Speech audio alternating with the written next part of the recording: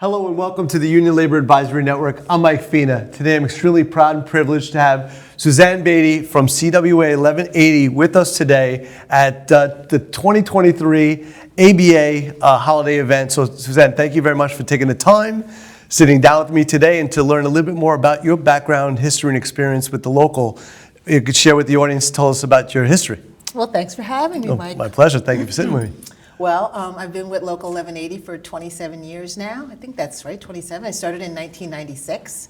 I came in after I had received my master's degree from Fordham University. I was running and developing I had first done psychosocial rehabilitation programs for diverse populations and done that for many years.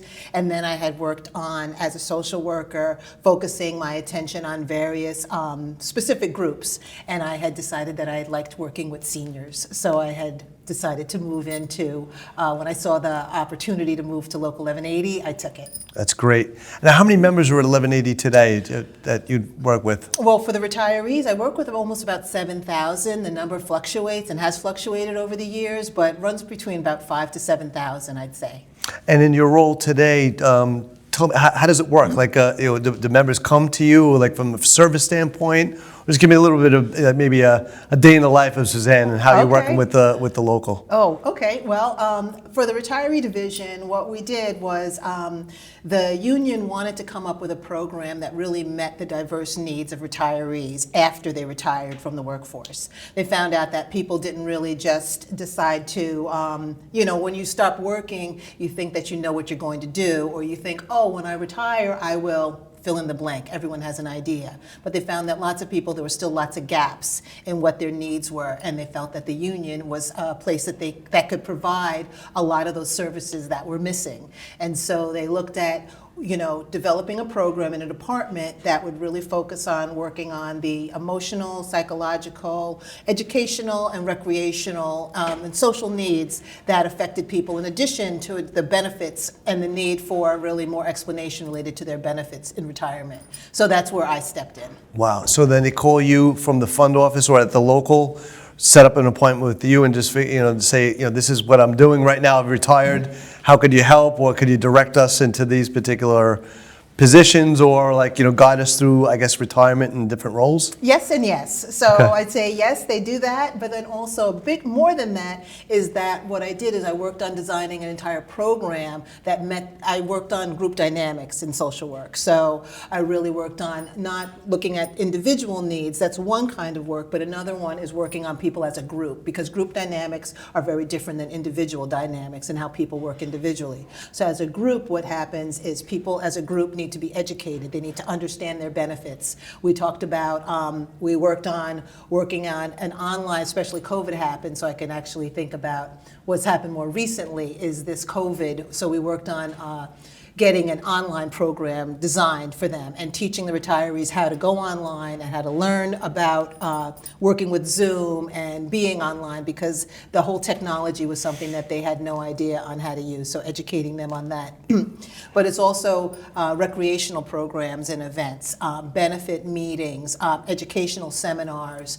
We've done language classes. We've taught them how to knit, how to speak Hebrew, Spanish, German, and French. We've had all of these classes. We've brought them swimming and done things related to their physical fitness, because that was a gap that needed to be met. We've had small and large group meetings where they would do book club to restaurant club and everything in between, because again, the idea is to get them out and get them active and keep them involved. One reason is for their own mental health and well-being, but another one is that when you have an active and involved force, you can also call upon them, and they're really still involved in the union, and they want to make calls and promote the union and feel supported by the union, and in turn support the union. That's incredible. Yeah. That really is, and that's, when you look at the benefits that you get as a union member and that family that's connected to you, it is a union family. That's the way you look at it. And the services provided by those benefit funds are true, really, incredible benefits. So when you look at from non-union to union, and you look at not only the pay scale, but those particular benefits that the fund office and the locals really look to put together, it really, there's no comparison really. And it's really exciting to see that you have all those particular offerings at CWA 1180. I'm excited to work with you and Damien and some of the other crew in the executive board, with Gloria, Arthur as well. He was an honoree last year Yes. at this ABA event, this function.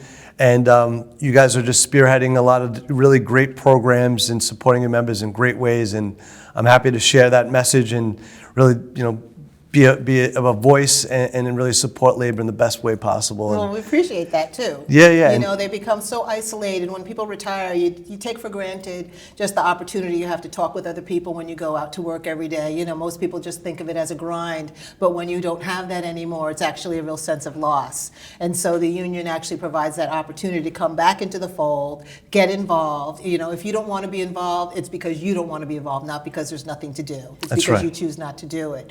But there's like lots of happenings and many opportunities, and if nothing else, just that opportunity to be educated about your benefits. When you were at work, when you asked a coworker, hey, do I get family leave? Do I get this? Do I get that? But when you're retired, you say, who do you go to? Well, my Medicare is messed up. I don't know who to call. Those kinds of calls, those are the things that come into the union and come to me, and that's where we try and educate people so that they're not waiting for a problem to happen, so that we can be proactive with them. That's great, and it really makes me feel proud to know organizations like yourself and the benefits that you're providing to those particular members. And again, with the ULA Networks, really try to educate the masses about those particular benefits, the services that you provide, and really just the goodwill, of the collective union bargaining opportunities that are there.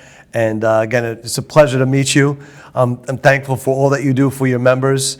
And again, just when you talk about education is such a vital piece of the pie too, because you look at, do those members know all the benefits that they're getting? Yes. And then contact you and say, well, are you utilizing these particular services to enhance your life or your career or your retirement?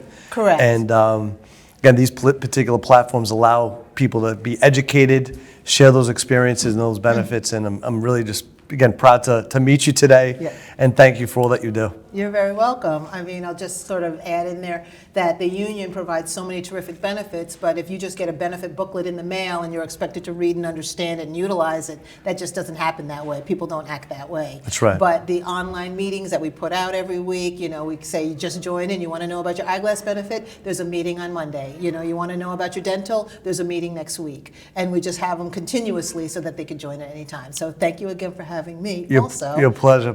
Thank you for all you do, and look forward to seeing and meeting you and being by your local in the future as well. Thank you. Got it. Okay. Take care. Thank you. Okay. I'd like to thank all our sponsors for helping to build and promote the ULA Network. It is because of you that we're able to support, educate, and promote informative content relevant to labor. Please subscribe, like, and share our channel and media. I'd like to thank you all for your support.